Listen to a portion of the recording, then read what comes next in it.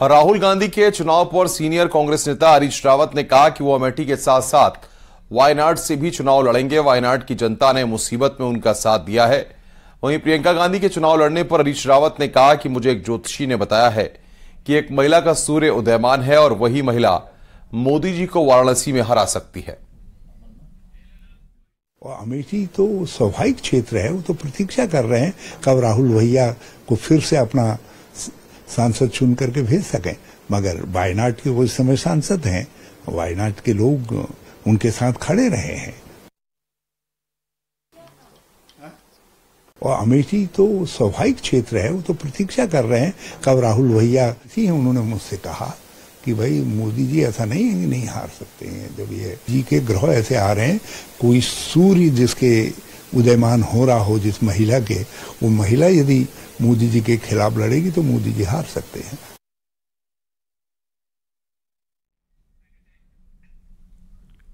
उत्तरकाशी में कल्याणी के पास में यमुनोत्री हाईवे फिर से बंद हो गया है और यहां पर बड़ा लैंडस्लाइड सक्रिय हो गया है, जिसके बाद में लगातार मिट्टी और मलबा रोड पर आ रहा है। तस्वीरों में आपको दिखाते हैं कि कैसे पहाड़ से पूरा मलबा मिट्टी की तरह बह रहा है और करीब 1 किलोमीटर के हिस्से में लैंडस्लाइड की स्थिति बनी हुई है। लगातार आ रहे मलबे के चलते हाईवे के दोनों तरफ गाड़ियों की लंबी लंबी कतारें भी देखी जा रही हैं।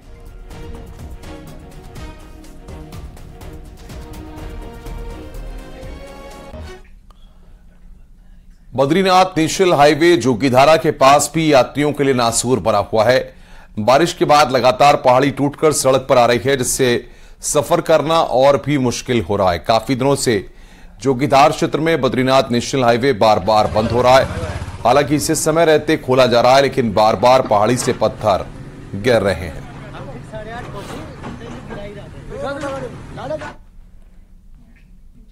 चमोली में कर्णप्रयाग ग्वालदम हाईवे भूस्खलन होने से बंद हो गया है। वहीं बीआरओ की टीम हाईवे को खोलने के काम में जुटी हुई है, लेकिन बारिश मुसीबत बढ़ गई है और बारिश से पिंडर नदी उफान पर है, जिससे कि सिमल सैंड के पास में दुकानों को खतरा हो गया है। लगातार भू कटाव के चलते स्थानीय लोग अपनी दुकानों को खाली कर रहे हैं।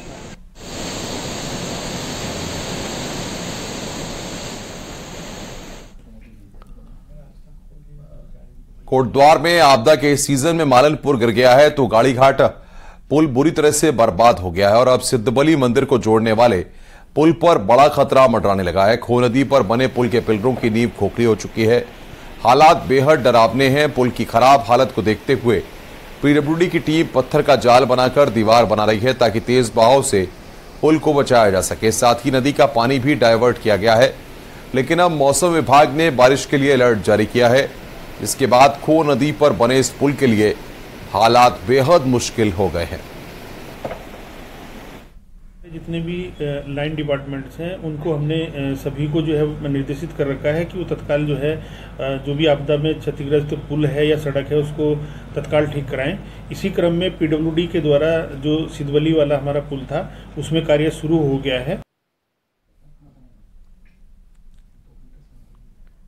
मौसम विभाग ने एक बार फिर से उत्तराखंड में आफत की बारिश का अलर्ट जारी कर दिया है। मौसम विभाग के निदेशक विक्रम सिंह ने मौसम का पूर्वानुमान जारी करते हुए कल से प्रदेश भर में भारी बारिश का अनुमान जताया। मौसम विभाग के निदेशक विक्रम सिंह का कहना है कि रविवार को प्रदेश के 3 जिले देहरादून, नैनीताल, बागेश्वर में भारी बारिश की संभावना है।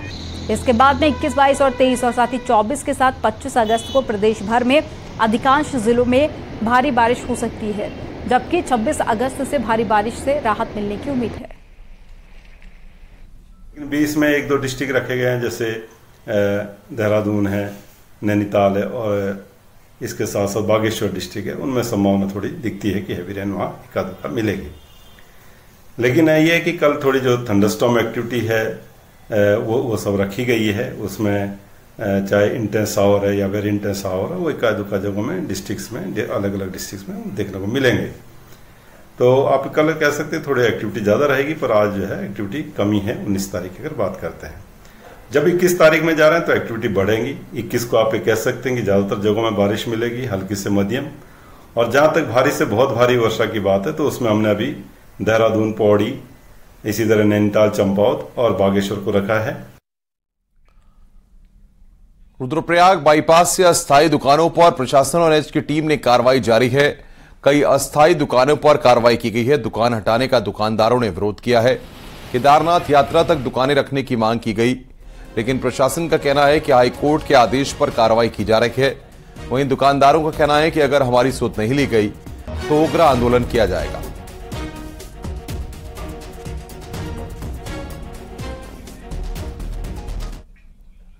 बागेश्वर उपचुनाव को लेकर बड़ी खबर है। कांग्रेस ने अपने स्टार प्रचारकों की लिस्ट जारी कर दी है, जिसमें 40 नेताओं के नाम है। पूर्व सीएम हरीश रावत, प्रदेश अध्यक्ष करण माहरा, यशपाल आर्य के साथ ही प्रीतम सिंह और प्रभारी देवेंद्र यादव का नाम भी शामिल है। इसके अलावा कांग्रेस के विधायकों के नाम भी स्टार प्रचारकों की लिस्ट में शामिल किए गए हैं। सभी स्टार प्रचारक बागेश्वर में प्रचार करेंगे।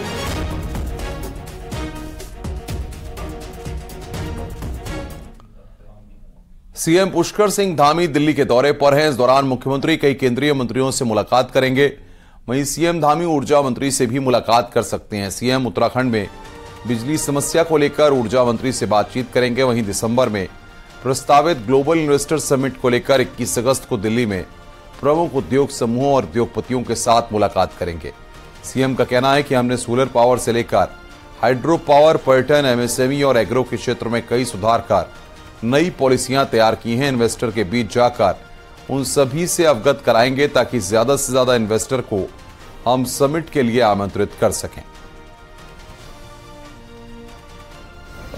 कुछ हमारे केंद्रीय मंत्रीगणों से उत्तराखंड के जो प्रस्ताव हैं, उत्तराखंड के संबंध में कुछ बिजली विभाग से संबंधित कुछ कार्य हैं, उन कार्यों के संबंध में अनुरोध करना है। और एक ग्लोबल इन्वेस्टर समिट हम लोग दिसंबर माह में उत्तराखंड में प्रस्तावित की है, उसके संबंध में भी चूँकि कुछ उद्योग समूह के लोगों के साथ अन्य जो हमारे ऐसे संगठन जो लगातार उद्योग के क्षेत्र में निवेशकों को विभिन्न क्षेत्रों में जाने के लिए प्रेरित करते हैं। और चलिए अब आपको दिखाते हैं पहाड़ से जुड़ी हुई 10 बड़ी खबरें फटाफट अंदाज में। उत्तरकाशी में गंगोत्री हाईवे पर यूटिलिटी गाड़ी नदी में गिर गई, जिसमें कि एक शख्स की मौत हो गई, एक घायल हो गया। विकासनगर में हिंदू जागरण मंच ने एमडीडीए सचिव रहे मोहन सिंह बर्निया पर मस्जिद और मदरसा चलाने का आरोप लगाया है और पुतला फूंका। बागेश्वर विधानसभा उपचुनाव को लेकर पुलिस और प्रशासन ने कमर कस ली है। चुनाव को लेकर शहर में फ्लैग मार्च निकाला गया। अल्मोड़ा मेडिकल कॉलेज में 12 डॉक्टरों का बॉन्ड खत्म हो गया है, जिससे अल्ट्रासाउंड और मेडिसिन सहित कई भागों में काम पूरी तरह से ठप हो गया है। टिहरी के आपदा प्रभावित इलाकों में प्रशासन सर्वे कर रहा है, जिसके बाद में संवेदनशील इलाकों से विस्थापन किया जाएगा। बागेश्वर उपचुनाव में आपदा के चलते परेशानी न हो, इसके लिए सभी बूथों के पास जेसीबी तैनात की जाएगी। हिमाचल प्रदेश और उत्तराखंड में आई आपदा का बुरा असर यहां के टूरिज्म इंडस्ट्री पर पड़ रहा है। यहां के रिजॉर्ट्स वीकेंड में सुनसान पड़े हैं। देहरादून में धोखे से फ्लैट बेचने वाले प्रेमदत्त शर्मा, सुनीता शर्मा समेत ऐसे बिल्टैक कंपनी के कई लोगों पर गैंगस्टर एक्ट में केस दर्ज किया गया है। देहरादून में पिस्तौल दिखाकर बाइक लूटने वाले गिरोह के 2 सदस्यों को गिरफ्तार किया गया, जबकि एक आरोपी फरार है। अल्मोड़ा की एसएसजे यूनिवर्सिटी में 5 दिन की चित्रकला प्रदर्शनी लगाई गई है। 23 अगस्त को इसका समापन होगा।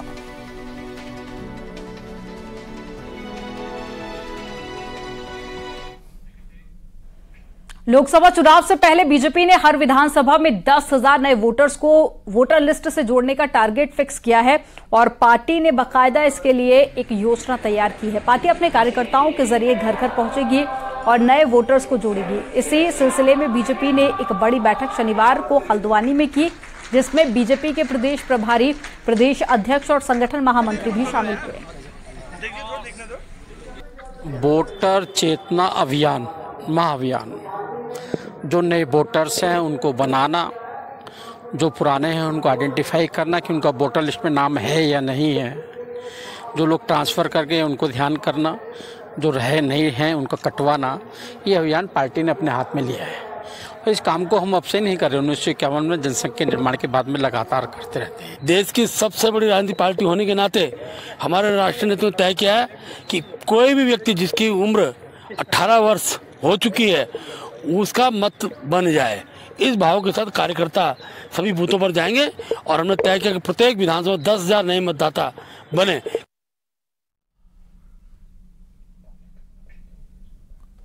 प्रदेश में चारधाम यात्रा में इस बार रिकॉर्ड तोड़ श्रद्धालु पहुंचे हैं, लेकिन यात्रियों की संख्या को लेकर पर्यटन मंत्री सतपाल महाराज और सरकारी तंत्र आमने सामने है। दरअसल सरकारी डाटा के अनुसार इस बार 37 लाख श्रद्धालुओं ने चारधाम यात्रा की है, जबकि सतपाल महाराज के मुताबिक 47 लाख श्रद्धालु चारधाम यात्रा के लिए उत्तराखंड आए। अब 10 लाख का सीधा अंतर दोनों के आंकड़ों में आ रहा है। हालांकि सतपाल महाराज का कहना है कि उनका ही आंकड़ा सही है।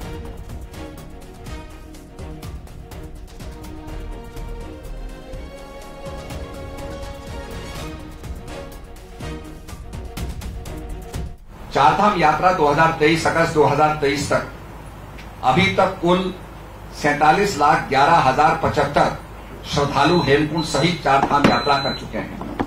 ये अपने आप में एक बहुत बड़ा कीर्तिमान है और इसको व्यवस्थित करना अपने आप में बहुत बड़ा चैलेंज रहा, पर आप सबके सहयोग से और अधिकारियों के सहयोग से और जनता के सहयोग से और हमारे तीर्थ पुरोहितों के सहयोग से ये संभव हो चुका है। कृषि विभाग एक के बाद एक मोटे अनाज के महोत्सव कर रहा है। देहरादून के बाद में अब अक्टूबर में हल्द्वानी में मोटे अनाज का महोत्सव होगा। पर विपक्ष सवाल उठा रहा है कि क्या सिर्फ महोत्सव करने से किसान की इनकम डबल हो जाएगी, जबकि झंगोरे की कीमत विभाग नहीं बढ़ा पा रहा।